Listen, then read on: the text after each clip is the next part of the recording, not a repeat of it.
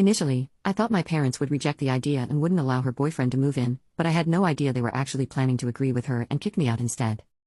We're talking about two adults who were about to become parents and should be looking for their own place. A couple of months after Chloe moved in, my parents told me they were planning to have her boyfriend move in too, so I would have to give up my room. I was shocked because I really didn't see it coming, and I was foolish enough to ask them where I was supposed to stay in the house. That's when my parents made it clear that they wanted me to leave the house since I was now 18 and it was time for me to leave the nest. I had decided to take a gap year, so I wasn't going to university, and that was out of the question. Apart from that, I could have moved in with my grandparents or friends, but I just didn't understand why I had to move out of my house. It was my home too, not just my sister's, and just because she was pregnant didn't mean she could do whatever she wanted and my parents had to agree. I tried to argue with them, but my parents told me I was an adult and needed to face life on my own and that I had no right to feel entitled to live with them anymore, especially when my sister was pregnant and wanted her partner by her side. I tried to explain that she could share her room with her boyfriend, but they told me that wasn't possible because she wanted her own space as her pregnancy progressed, and her room was already small enough. Having her boyfriend in that room would only make it more cramped, so she wanted him to have a different room. I suggested that maybe he could live in the living room, but apparently, it wasn't very comfortable to sleep on the couch. Desperate to stay at that point, I suggested that maybe I could live in the living room instead, but they told me they wanted me gone because having someone in the living room was impractical since it was a common area, and guests might come over, and I would be sleeping in the middle of everything.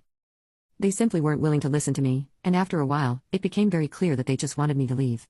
I understand that my sisters and my rooms were very small and there wasn't going to be enough space for two adults and a baby, but again, we're talking about two adults who are capable of making a baby, so they should also be capable of getting a job and supporting themselves.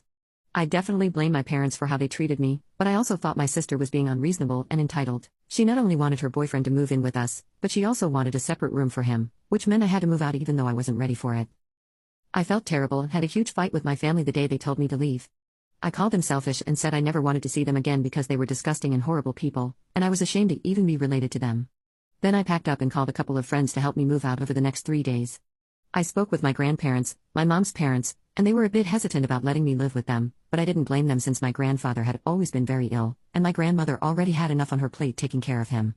So, I decided to move in with my paternal grandparents, and when they found out exactly why I had to leave my parents' house, they were outraged.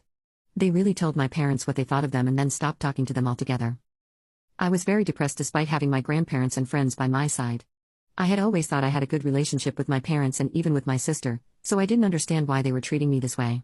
But everything became clear the day after I left when my sister sent me a letter through one of her friends. I still have that letter because it was really so strange. Anyway, the letter said that the reason she convinced our parents to kick me out of the house was because of her boyfriend. Apparently, she said that he was a bit of a flirt and that they hadn't exactly had a committed relationship until she got pregnant. They only made things official after she realized she was pregnant, and she was afraid that he still wasn't very sure about the relationship.